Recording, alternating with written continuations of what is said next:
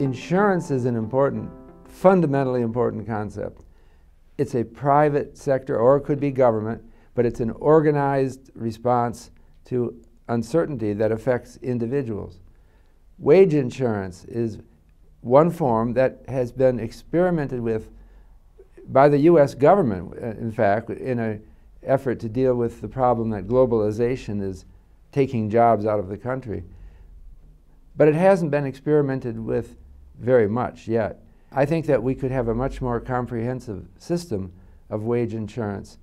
And we can do it without moral hazard if we manage it right. The moral hazard is that people will stop improving themselves thinking that I can collect on the insurance rather than work hard.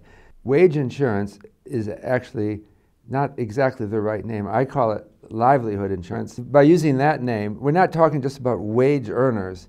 We're talking about the earning potential that an individual has. It may or may not be wage income.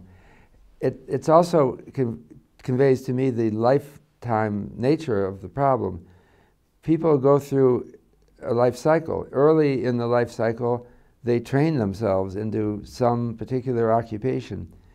Later in life, they very rarely undertake retraining, and they rise and fall with that occupation. So what I thought would be the most important thing to do would be to develop measures of occupational risk and write insurance policies against risks to the occupation. And that eliminates moral hazard because the person can't do anything about the rise and fall of the occupation. So in order to make that happen, we have to develop a rather different kind of insurance industry. This is not done, it's never been done, and it requires better measurements of occupational incomes. We have to measure risks before we can insure them. And we need to, I think, develop historical indexes of occupational incomes that are done properly so that we have some sense of history in how these things evolve. And that will help us design insurance policies. But if you're trying to think of things we can do today, I think that that is one of the most important things because it establishes a moral principle. It establishes a guideline for what will be done.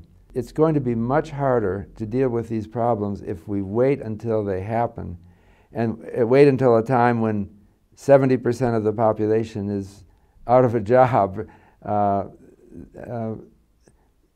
Then it might be very difficult to get a consensus on what to do about it. But this is really the insurance principle, because you want to insure a house against fire before it catches fire. After it catches fire, it's too late.